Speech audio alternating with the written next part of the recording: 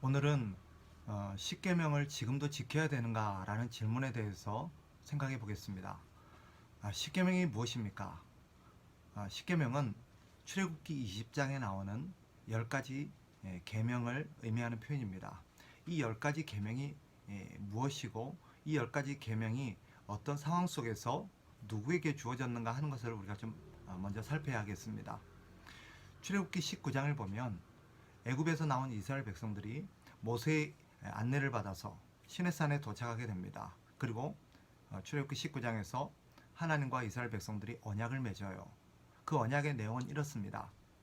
이제 하나님께서 내가 너희를 구원하였고 너희는 내 백성이니 이제 너희는 나만을 섬기며 살아야 된다. 나를 하나님으로 모시고 살아야 된다. 그렇다면 나는 너희를 내 백성으로서 지키고 돌보고 인도하겠다. 라고 하나님께서 이스라엘 백성들에게 말씀하십니다. 그리고 이스라엘 백성들은 그 하나님을 그렇게 하나님의 말씀대로 하나님을 섬기며 살겠노라고 그렇게 약속을 하죠. 다짐을 합니다. 그런 상황 속에서 하나님께서 이스라엘 백성들에게 주신 것이 이 출애굽기 20장부터 23장까지의 여러 계명들입니다. 이런 계명들을 우리는 율법이라고 부릅니다. 율법이 뭐냐? 하나님을 섬기는 하나님의 백성들이 어떻게 하나님을 섬겨야 될지에 대해서 하나님께서 하나님의 백성들에게 주신 행동 원칙, 행동 원리라고 할 수 있습니다. 즉 19장에서 이스라엘 백성들과 하나님이 언약을 맺었지요. 하나님이 이스라엘 백성들에게 너는 앞으로 나만을 섬기고 내 말에 순종하며 살아야 된다라고 말씀하셨고 이스라엘 백성들은 그러겠노라고 하나님 앞에 약속했습니다. 그 하나님을 섬기며 살아가는 그런 구체적인 방법에 대해서 하나님께서 이스라엘 백성들에게 주신 것이 계명들입니다. 그 중에 이 20장에 나오는 출애굽기 20장의 10가지 계명은 하나님이 20장부터 23장까지 주신 여러 계명들의 핵심 내용입니다. 즉 그 뒤에 나오는 21장부터 나오는 여러 계명들의 어떻게 보면 가장 중심이 되는 계명이요 원칙이라고 볼 수 있습니다. 우리 흔히 법으로 따지면 헌법에 해당되는 것이다 라고 말하기도 합니다. 그렇다면 이 10가지 계명의 의미, 이 10가지 계명에 담고 있는 메시지는 뭐냐? 그것은 바로 우리가 어떻게 하나님을 섬기며 이 땅 가운데서 하나님의 백성으로 살아갈 수 있을 것인가 하는 것에 대한 하나의 기준이라고 볼 수 있겠죠. 우리가 아는 것처럼 십계명은 크게 두 가지의 내용으로 이루어져 있습니다. 1계명부터 4계명까지는 우리가 하나님을 섬기는 방법입니다. 그리고 5계명부터 10계명까지는 우리가 우리의 이웃인, 우리가 다른 사람들을 섬기며 사는 법입니다. 그래서 우리가 이 땅 가운데 살아갈 때 우리가 어떻게 하나님을 섬기며 하나님을 우리가 모시고 살아야 될 것인가 1계명부터 4계명의 방법으로 하나님을 섬기며 살아가야 합니다. 그러면 우리 주변에 함께 있는 우리 이웃들, 우리의 공동체들은 우리가 이스라엘 백성들은 자기 혼자만이 아니라 공동체로 하나님 앞에 살아갑니다. 그러면 그런 공동체로 살아가는 다른 이웃들은 어떻게 우리가 섬기며 그들과 살아가야 될 것인가? 그 방법이 5계명부터 10계명까지입니다. 그래서 10계명은 바로 우리가 하나님을 섬기며 살아가는 법과 이웃을 섬기며 살아가는 그런 방법에 대해서 우리에게 주신 하나의 행동 원칙이라고 할 수 있습니다. 그러니까 하나님께서 이 백성들에게 이런 10가지 계명, 더 나아가서 율법을 주신 이유는 하나님의 백성들이 이 땅 가운데서 하나님의 나라에서 하나님의 백성답게 살도록 하나님께서 주신 것이 이 계명입니다. 그렇다면 이 10가지 계명이 각각 의미하는 것은 무엇인가 하는 부분에 대해서는 제가 차후에 하나씩 같이 공부해 보도록 하겠습니다.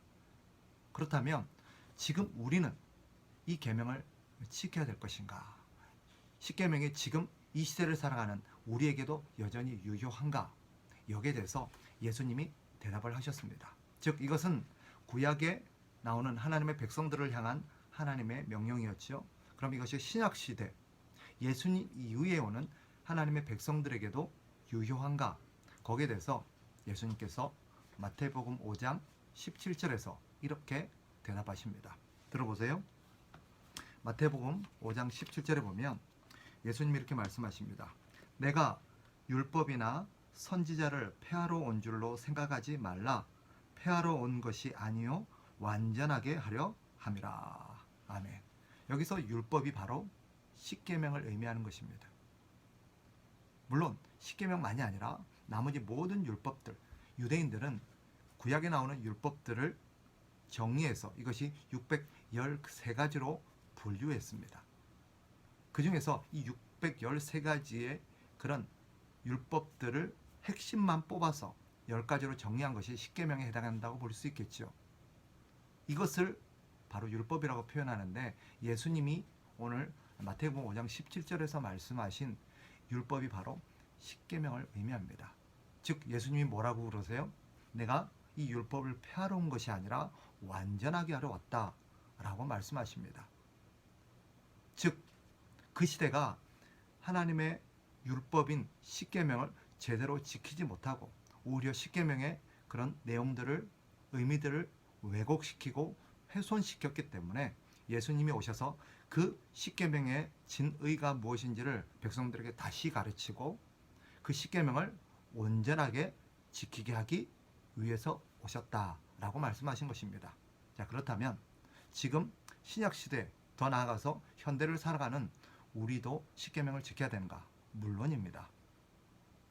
문자 그대로 지키라는 의미가 아니라 더 예수님께서 우리에게 가르쳐 주신 완전한 의미로 우리는 그 십계명을 지켜야 됩니다.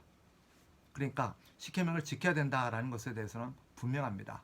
단지 이 십계명을 그러면 어떻게 지켜야 될 것인가 하는 부분에 대해서 우리가 생각해 본다면 우리는 예수님이 가르쳐 주신 대로 십계명의 의미들을 생각해서 그 십계명의 의미를 온전하게 지켜야 됩니다.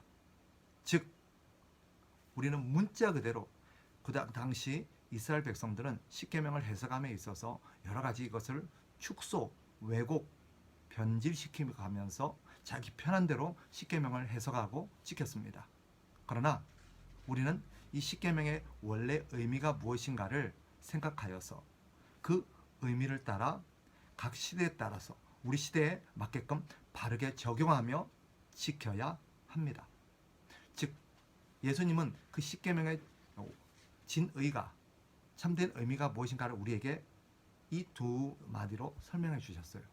바로 그것은 내 하나님을 너는 마음을 다하고 뜻을 다하고 힘을 다하여서 내 하나님을 사랑하고 나아가서 내 이웃을 내 몸과 같이 사랑해야 된다라고 설명하셨습니다. 즉 주님이 말씀하신 하나님을 사랑하는 것과 이웃을 사랑한다는 의미는 바로 십계명을 의미하는 것입니다. 즉 우리가 어떻게 하나님을 사랑하고 어떻게 이웃을 사랑해야 되는가 하는 것을 우리에게 가르치기 위해서 하나님 우리에게 주신 것이 십계명이다라는 것을 우리에게 일깨우신 거예요.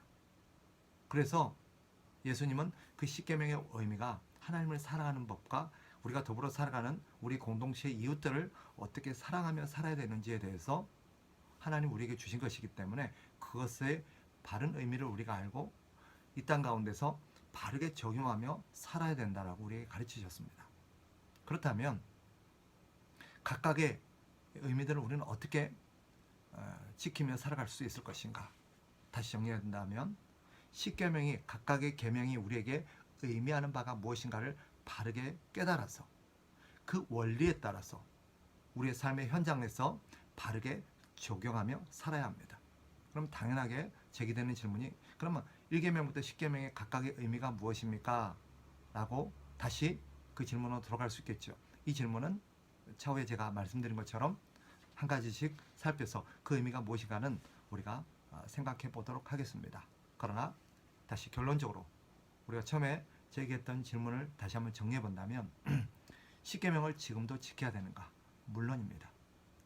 그러나 문자 그대로 지켜야 되는 것이 아니라 10계명은 그 원리에 따라서 각각의 계명이 우리에게 가르치는 그 원리에 따라서 우리는 그 의미를 바르게 깨달아서 우리의 삶에 적용하며 살아야 합니다.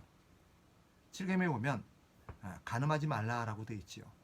그러나 당시 이스라엘 백성들은 그 간음하지 말라는 의미를 축소 왜곡시켜서 그것을 이해했습니다. 단적인 예로 즉 다른 여자와 다른 여인과 성관계만 갖지 않으면 괜찮다라고 생각을 했던 것입니다. 그러나 예수님은 그 7계명에서 말씀하신 간음하지 말라는 원래 하나님의 의도가 무엇이었는가를 우리에게 보여줍니다. 이 결혼이라는 합법적인 그런 울타리 안에서만 성관계를 맺어야 된다 라는 것을 넘어서서 그것에 담겨있는 원래 의미는 뭐냐, 더 나아가서 다른 꼭 성관계를 갖지 않았다 할지라도 즉 그런 음욕을 뿜고 다른 여인들을, 다른 사람을 바라보는 것마저도 이미 간음에 해당된다. 그러니 중요한 것은 내가 어떤 육체적인 행동을 했냐 안 했냐로만 규정할 것이 아니라 그 행동을 유발하게 된 우리의 마음가짐, 우리의 태도까지도 사실은 하나님의 앞에 문제가 된다는 것을 우리에게 가르쳐 주신 것입니다. 그러니 각각의 계명을 문자 그대로 어떤 단적인 몇 가지 행동으로만 규정해서 지키는 것이 올바른 십계명을 지키는 법이 아니라 그 계명이 우리에게 가르치고자 하는 그런 행동뿐만 아니라 그 행동을 유발하게 하는 그런 원리, 마음의 태도까지도 우리는 생각해야 합니다. 그래서 우리는 십계명을 바르게 지켜야 합니다. 이런 의미를 아시고 지금도 우리는 십계명을 하나님의 백성들로서 바르게 지키면서 하나님을 사랑하고 이웃을 사랑하며 살아가는 저와 우리 모든 참된 가족들 되시기를 주의 이름으로 축복합니다. 감사합니다.